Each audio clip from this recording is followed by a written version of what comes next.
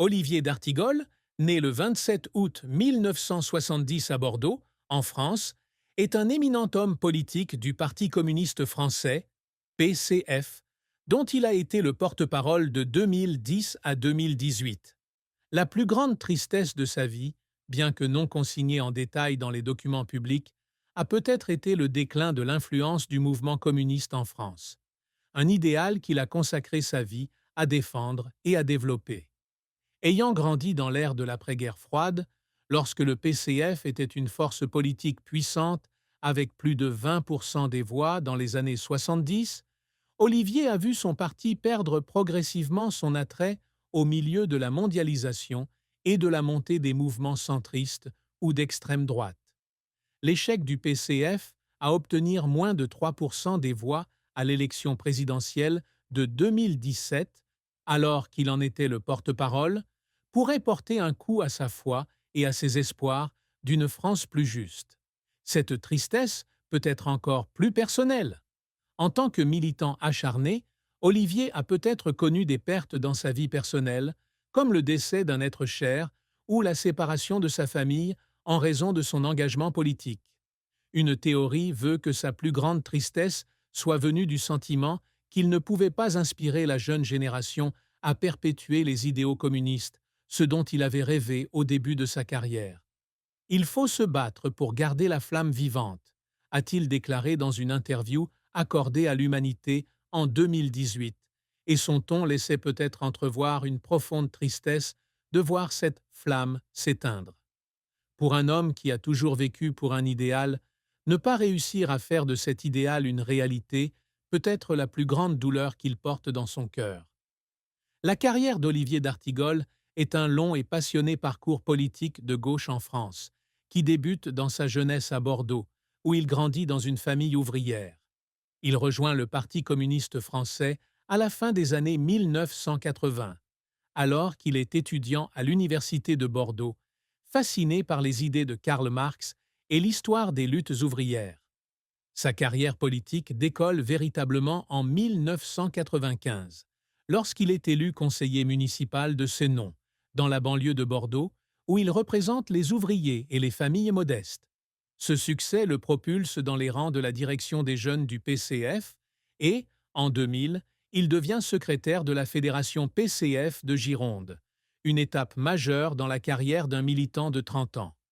L'apogée de la carrière d'Olivier survient en 2010, lorsqu'il est nommé porte-parole officiel du PCF sous la direction du secrétaire général Pierre Laurent.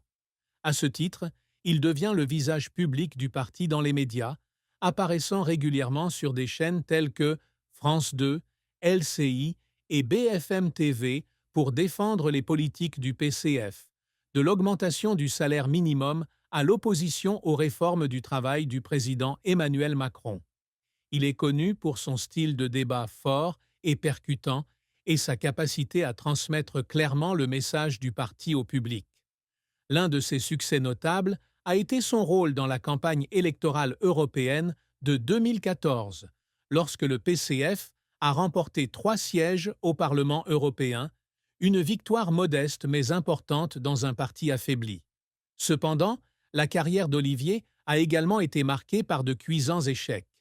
L'élection présidentielle de 2017 a été un coup dur, car le candidat soutenu par le PCF, Jean-Luc Mélenchon, bien que ne représentant pas officiellement le PCF, n'a pas réussi à progresser beaucoup, et le PCF lui-même a obtenu des résultats historiquement bas lors des élections locales suivantes.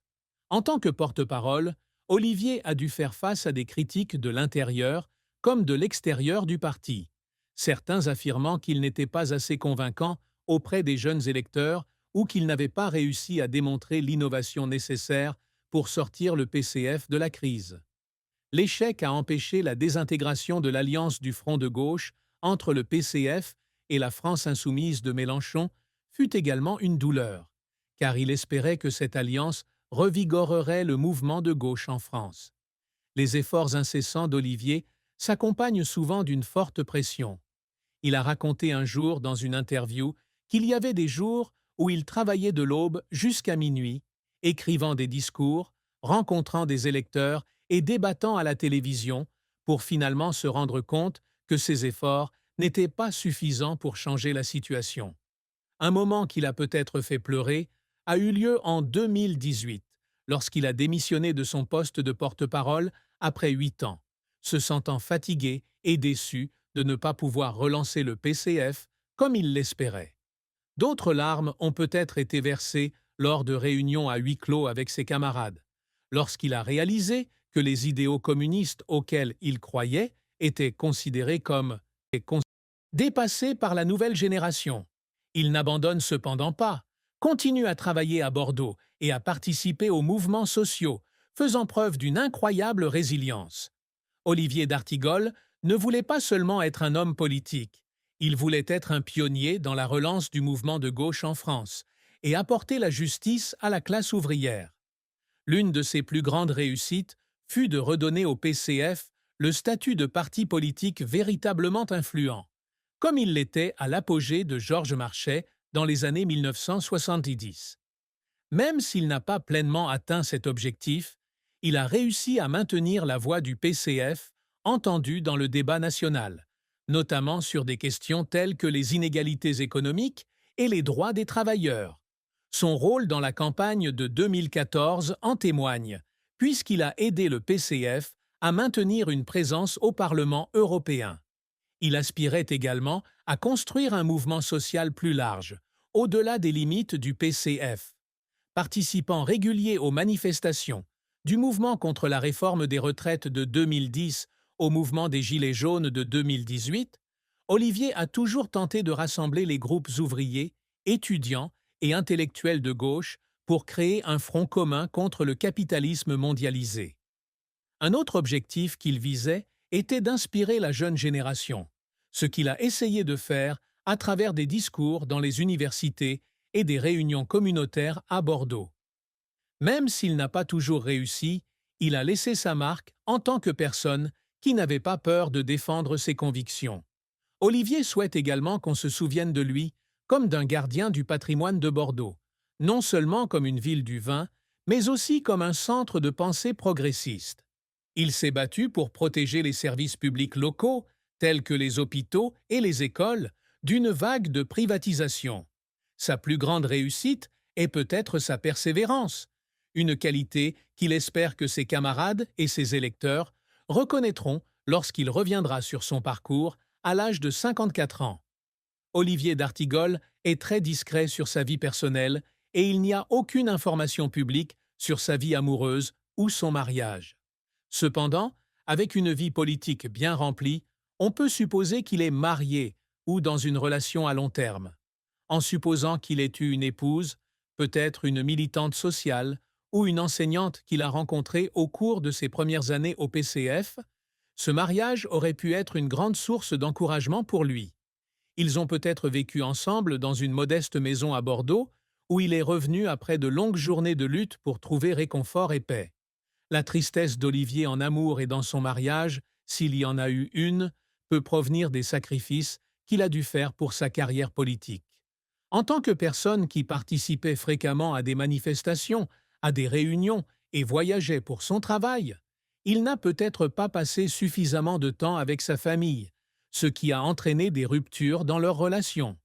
S'il avait eu des enfants, cette séparation aurait pu laisser une tristesse silencieuse, car il aurait réalisé qu'il avait manqué des moments importants, comme leurs anniversaires ou leur remise de diplôme. Une autre théorie est qu'il a vécu une rupture ou la perte d'un conjoint, quelque chose qu'il a gardé privé pour protéger sa vie privée de l'attention des médias. Quoi qu'il en soit, son amour et son mariage ont certainement été une partie importante de sa vie, même s'ils ont pu apporter avec eux des chagrins inexprimés. En tant qu'homme politique de gauche et militant du PCF, il n'était pas du genre à courir après la richesse. Sa fortune estimée en 2025 pourrait se situer entre 200 000 et 500 000 euros, provenant principalement de son salaire de conseiller municipal, environ 2 000 à 3 000 euros par mois, des revenus de son rôle de porte-parole du PCF et de son épargne personnelle. En tant qu'homme simple, il ne possède peut-être pas de propriétés somptueuses comme les milliardaires, mais se concentre sur une vie pragmatique conforme aux idéaux communistes. Olivier possède peut-être une petite maison à Senon, dans la banlieue de Bordeaux, valant environ 150 000 à 200 000 euros. Cette maison pourrait être un appartement à 2 étages, avec un petit jardin, où il cultive des légumes et lit des livres pendant ses rares jours de congé. Il pourrait également disposer d'un deuxième appartement à Paris, près du siège du PCF, d'une valeur d'environ 300 000 euros pour faciliter son travail de porte-parole. Outre des biens immobiliers, il possède peut-être une vieille voiture comme une Renault Clio, d'une valeur d'environ 5 000 euros, et une collection de livres sur la philosophie marxiste-léniniste qui a plus de valeur spirituelle que matérielle. S'il avait été plus créatif, Olivier aurait peut-être économisé une petite somme pour soutenir des mouvements sociaux.